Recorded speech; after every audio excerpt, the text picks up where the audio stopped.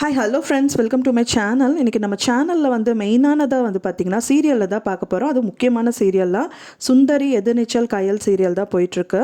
அது முதலாவதாக பார்த்திங்கன்னா சுந்தரி சீரியலில் வந்துட்டு கேப்ரியலா சிலஸ் வந்துட்டு பார்த்திங்கன்னா எக்ஸலண்ட்டாக அந்த கயல் சுந்தரி சீரியலில் பண்ணிகிட்ருப்பாங்க.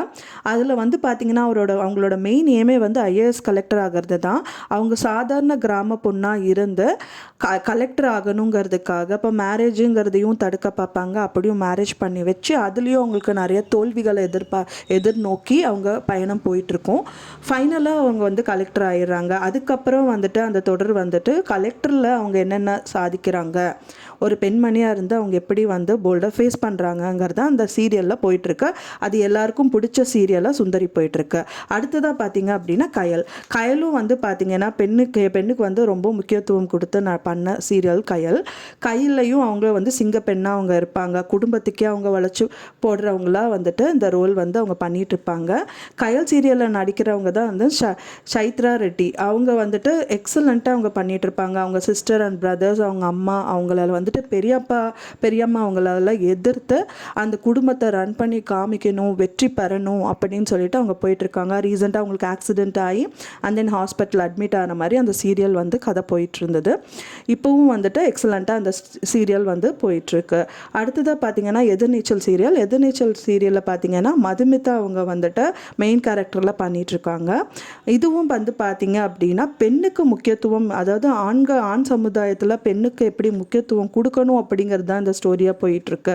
நிறைய பேர் வந்துட்டு பெண்கள் வந்து படித்த பெண்களை வந்துட்டு இந்த சூழ்நிலையில் வந்துட்டு இந்த ஜென்ரேஷனில் எதிர்த்துட்டு இருக்காங்க. இவங்க எப்படி வந்து நமக்கு மேலே போகலாம் அப்படின்னு அடக்கி வைக்கணும் அப்படிங்கிற மாதிரி நிறைய கதாபாத்திரத்தில் இந்த சீரியல் எடுத்துகிட்டு இருக்காங்க. அந்த அடக்கி வைக்கிற இதுலேயும் வந்துட்டு நம்மளால் முடியும், நான் எங்கனாலையும் முடியும் அப்படின்னு எதிர்த்து நிற்கிறது தான் வந்துட்டு எதிர்நீச்சல் சீரியல் மதுமிதா பண்ணிகிட்ருக்காங்க.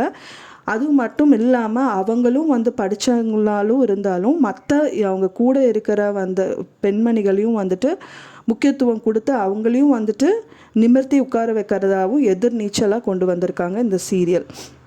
அப்புறம் இப்போது வந்து நம்ம சொல்ல போகிறது என்னென்னா, இந்த சீரியல் சன் டிவி சீரியலில் வந்து பார்த்திங்கன்னா இந்த 3 சீரியல் வந்து முக்கியத்துவம் கொடுக்குறாங்க. அதோடு பார்த்திங்கன்னா அன்பேவா சீரியலும் வந்துட்டுருக்கு.